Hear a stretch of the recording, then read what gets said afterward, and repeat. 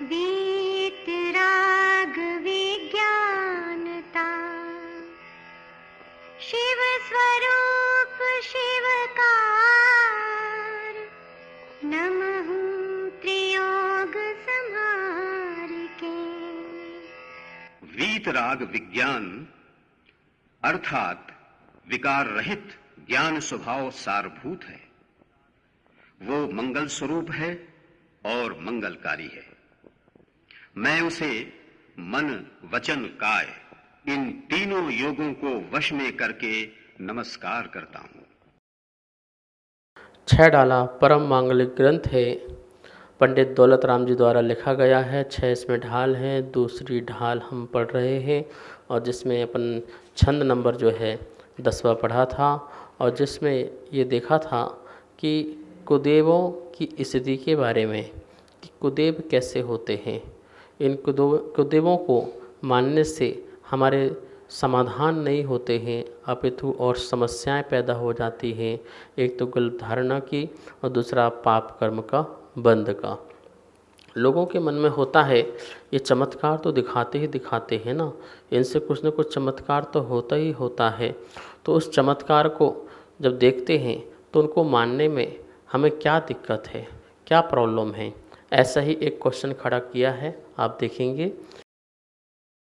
वे व्यंतर आदि चमत्कार शक्ति आदि सहित होते हैं तो उनके मानने पूजने में क्या दोष है, क्या दिक्कत है। जब उनके पास शक्ति है, चमत्कार है, करते हैं, दिखाते हैं, तो फिर उनको पूजने में क्या दोष है। तो उन दोषों का निवारण करते हैं। आंसर रूप में आप देखिए, अपने पाप का उदय होने से सुख नहीं दे सकते और पुण्य का उदय होने से दुख नहीं दे सकते। पहली बात तो ये समझना, ये सिद्धांत है। बहुत सरल भाषा में सिद्धांत लिखा हुआ है कि यदि मेरा पाप का उदय चल रहा है तो कोई मुझे सुख नहीं दे सकता। कैसे दे सकता है सुख? और पुण्य का उदय होने से दुख नहीं दे सकता है। आप बताइए, आपका पाप का उदय चल रहा है तो बोलिए कोई आपको सुख दे सकता है? आपके परिवार वाले ही नहीं देते हैं, आपके लोग ही नहीं देते हैं, आपके अपने जो खास हैं वही आपसे नाराज़ हो जाते हैं, भाग जाते हैं। आपका भाई आपका साथ छोड़ देता है, आपका दोस्त आपका साथ छोड़ देता है आपके पाप के उदय में। तो देखिए, आपके अपने लोग ही पाप के उदय में आपका साथ नहीं दे रहे हैं तो वो कैसे दे सकते हैं? कोई नहीं दे सकता है। और यदि ऐसा देना ही होता तो संसार में कोई भी व्यक्ति आज दुखी नहीं होता। देखो, दर दर भटक रहे हैं लोग, दुखी हैं। कोई तन से दुखी, कोई मन से दुखी, कोई धन से दुखी, सब दुखी दुखी तो हैं, दुखी आ रहे तो हैं। अच्छा बताइए, जितने लोग सुन रहे हैं मेरे को टीवी में, हाथ उठा के बताइए कितने लोग सुख चाहते हैं? ज़रा अच्छे से हाथ उठाना, कितने लोग सुख चाहते हैं? उठा लिया ना हाथ। इसका मतलब आप दुखी हैं तभी तो हाथ उठाया ना। तो दुखी हैं, तो दुखी हैं और कुदेव लोग जो हैं तुम्हारे दुख को दूर करने वाले हैं, तो दुख दूर कर देना चाहिए ना। फिर दुखी किस बात से हो? इसका मतलब मेरे पाप के उदय में कोई साथ दे नहीं सकता है। तो जब मेरा पाप का उदय चल रहा है तो फिर यहाँ भटक क्यों रहे हो कुदेवों के चक्कर में? क्योंकि वो भी तुम्हारा कुछ नहीं कर सकते हैं। और सुनो, पुण्य का उदय होने पर कोई तुम्हें दुख दे नहीं सकता है। यदि पुण्य का उदय चल रहा होगा, तुम जंगल में रहो, वहाँ भी तुम्हें मंगल हो जाएगा। तुम्हारा पुण्य का उदय चल रहा होगा, तुम्हारे सामने कितनी प्रतिकूलता आ जाए, सामने खड़ी हो जाएं, तुम उससे भी निकल के बाहर आ जाओगे। तो पुण्य के उदय में कोई तुम्हें दुखी कर नहीं सकता। ये सिद्धांत, ये अटल सिद्धांत है, ये प्रगति का अटल सिद्धांत है, जिसे कोई टाल नहीं सकता है। और क्या लिखा है? उनके पूजने से पुण्य बंद नहीं होता, उनका पूजन राग मोह आदि की वृद्धि वाला होने से पाप ही होता है। जब मेरे पाप के उदय में वो दुख नहीं दे सकता, सुख नहीं दे सकता, और पुण्य के उदय में दुख नहीं दे सकता है, तो फिर क्या करूं उसकी पूजा करके? ठीक है ना। और फिर उनकी पूजन से मेरा पुण्य बंध भी कहाँ हो रहा है? और जब पूजन से मेरा पुण्य बंध नहीं हो रहा है, अपितु और राग द्वेष मोह आदि की वृद्धि हो रहा है, तो मेरा पाप की ही वृद्धि हो रही है। पाप ही पाप मेरे द्वारा होए जा रहा है। अथा उनका मानना पूजना कार्यकारी नहीं है। उल्टा बुरा करने वाला है। ये देखो, हमने आपको बहुत सारे तर्क दे रहे हैं, 2-3-4 दिन से इसी में चर्चा चल रही है। आपको इससे निकालना बहुत ज़रूरी है, क्योंकि जब तक ये नहीं निकलेगा सम्यक दर्शन कैसे होगा। दूसरी जो ढाल है बहुत ही साइंटिफिक है, और इसको आपको समझना पड़ेगा और आपको बिल्कुल त्याग करना पड़ेगा। अपने घर से इन सबका विदा कर देना बिल्कुल, इस मिथ्यात्व का। जब तक आप विदा नहीं करोगे बाहर से भी और अंतरंग से भी, तब तक आपका मिथ्यात्व नहीं जाएगा, और मिथ्यात्व नहीं जाएगा तो सम्यक्त नहीं होगा, सम्यक्त नहीं होगा तो सच्चा मार्ग नहीं होगा, और सच्चा मार्ग नहीं हो तो सच्चा सुख भी प्राप्त नहीं हो सकता है। अब कुछ लोग और भी प्रश्न करते हैं, तो उसका जवाब देते हैं। क्या प्रश्न है? वेंतर आदि अपने को पुजवाते हैं, इसलिए हम पूछते हैं। पुजवाते हैं, वो नहीं पूजो तो हमारा अनर्थ कर सकते हैं, इसलिए वो पुजवाते हैं। ऐसा कुछ भी नहीं है पुजवाते हैं। कोई वेंतर जाति देव अपने आप को पुजवाता नहीं है। क्या लिखा आंसर में?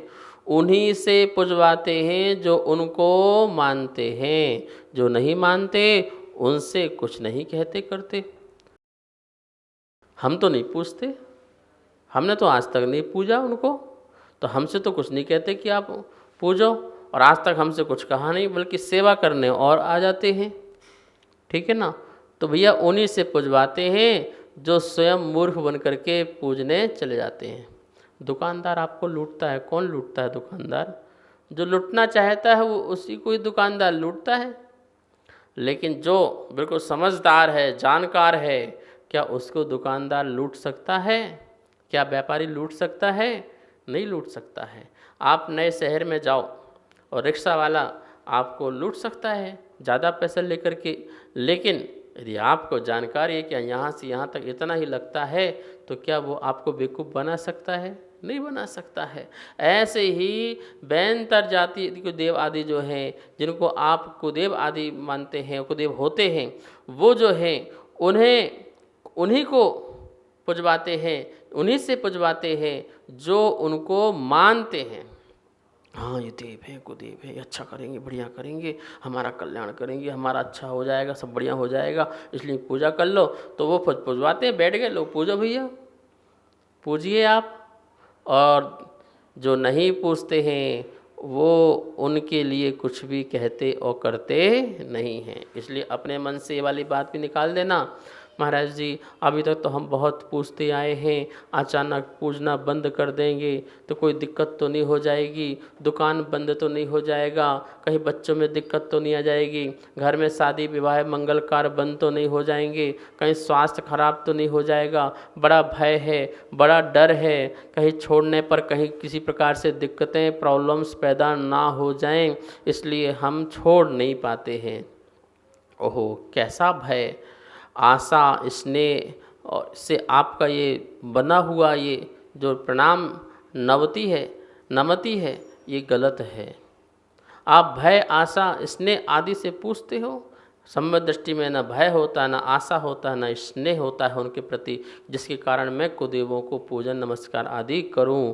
भैया आपका कोई कुछ बिगाड़ नहीं सकता है जब तक आपका पाप का उदय ना आए, ये मान के रखो। और यदि आपको इस सिद्धांत में अच्छी मान्यता है आपकी, तो आपको कोई हिला नहीं सकता।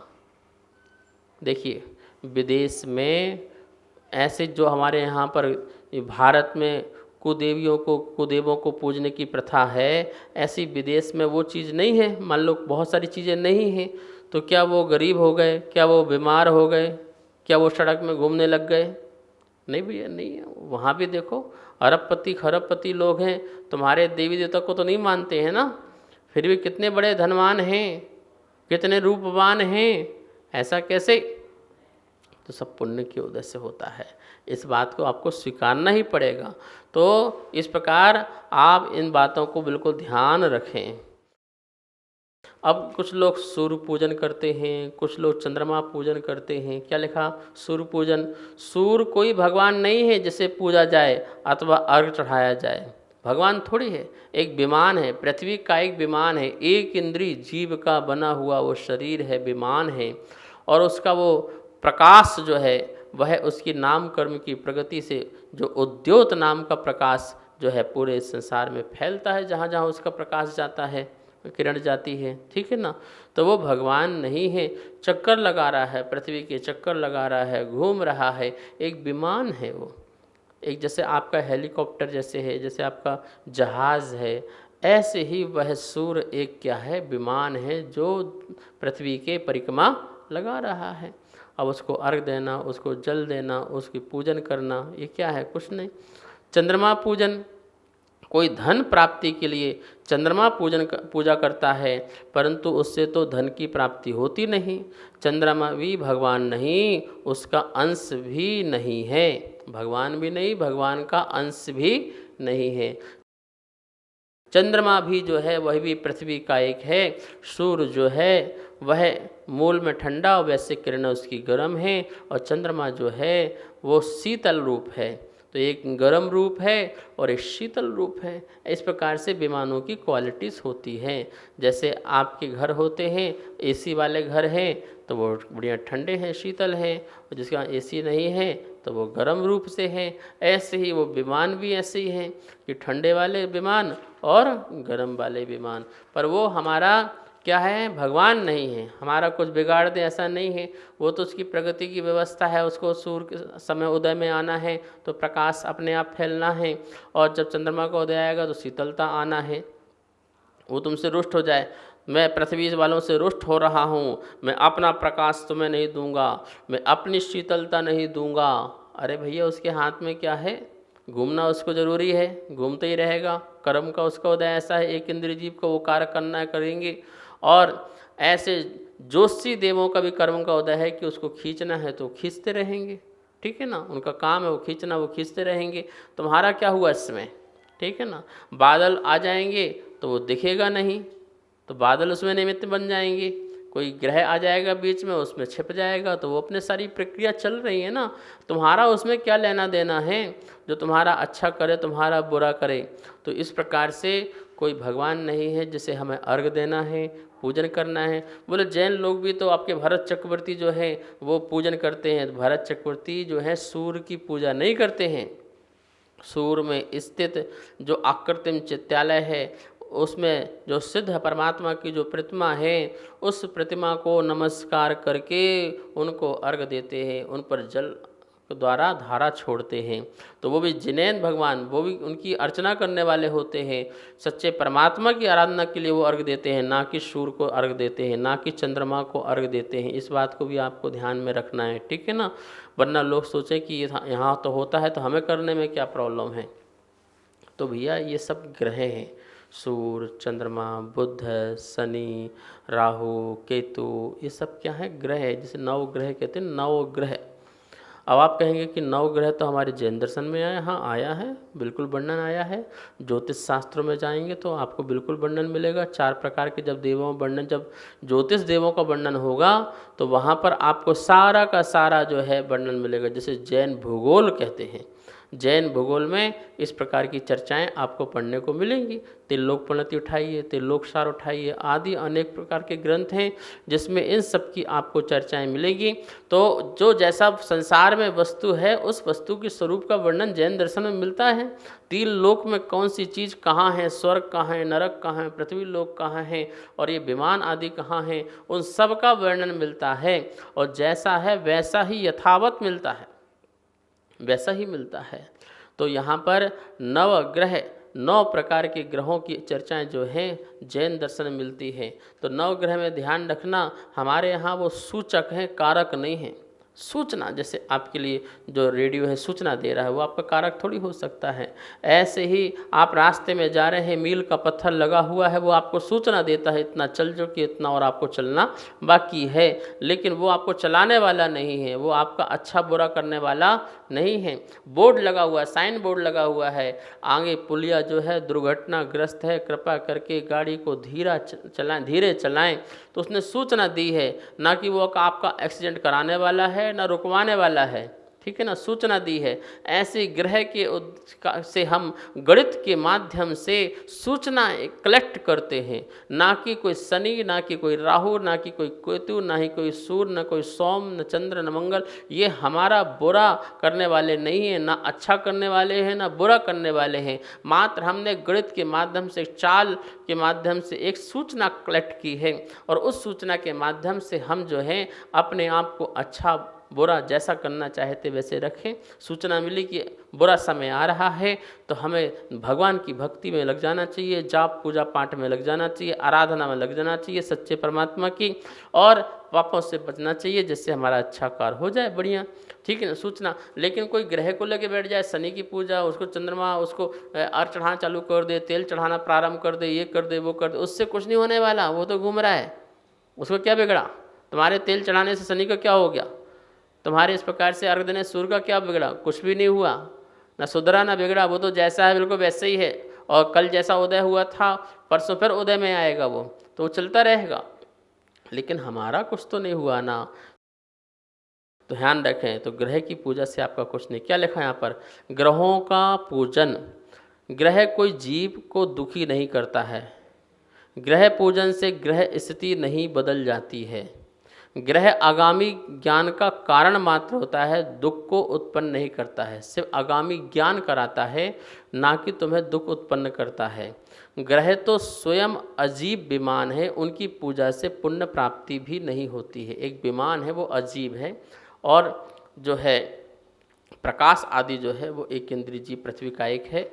तो इस प्रकार से वो विमान तुम्हें क्या दुख दे सकता है? वो किसी प्रकार का दुख आदि नहीं दे सकता है। तो फिर ग्रह शांति के लिए क्या करें? फिर क्या करें ग्रह शांति के लिए? तो आंसर लिखा है, पुण्य उत्पन्न करने वाली जिनेन्द्र भगवान की भक्ति, पूजन, संयम धारण आदि कार्यों से शांति होती है, वे कार्य करें। वो ग्रह शांत नहीं करना है जिससे सूचना मिली है, तो उस कर्मों को शांत कैसा करें, कर्मों को नष्ट कैसा करें, पाप कर्म कैसे नष्ट करें, पुण्य का उदय कैसा है, इसके लिए आप पुरुषार्थ करें, जिनेन्द्र भगवान की भक्ति करें, आराधना करें, समता भाव रखें, वीतराग परिणाम रखें, अच्छे कार्य करें। तो आप जो ग्रह संबंधी जो आपको सूचना मिली है उससे आप क्या करेंगे? अपने परिणामों को ठीक करके कर्मों को भी ठीक कर सकते हैं।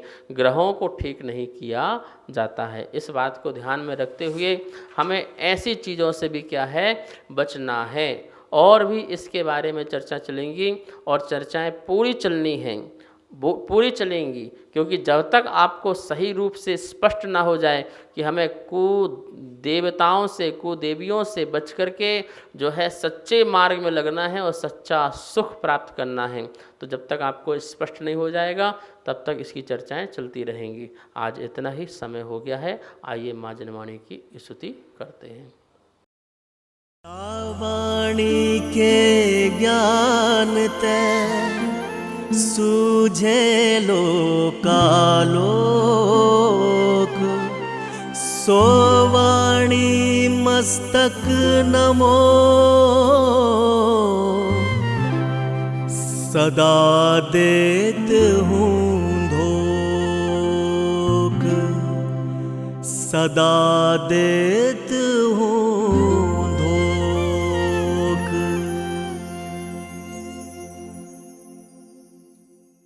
इस कार्यक्रम के पुण्यार्जक थे श्री खंडेलवाल दिगंबर जैन मंदिर, राजा बाजार, कनॉट प्लेस, नई दिल्ली, एवं श्री खंडेलवाल दिगंबर जैन मंदिर, वैदवाड़ा, दिल्ली। श्री रमेश नथुजी बेराड, सौभाग्यकांक्षिणी विद्या रमेश राव बेराड, पुत्र श्री अजित रमेश राव बेराड, पुत्रवधु ऋतुजा अजित बेराड, कुमारी अनुजा बेराड, कुमारी आरोही बेराड, पुत्र श्री सुरेंद्र रमेश राव बेराड, योगिता सुरेंद्र बेराड, कुमारी विराग बेराड, कुमारी विधि बेराड, अमरावती, महाराष्ट्र।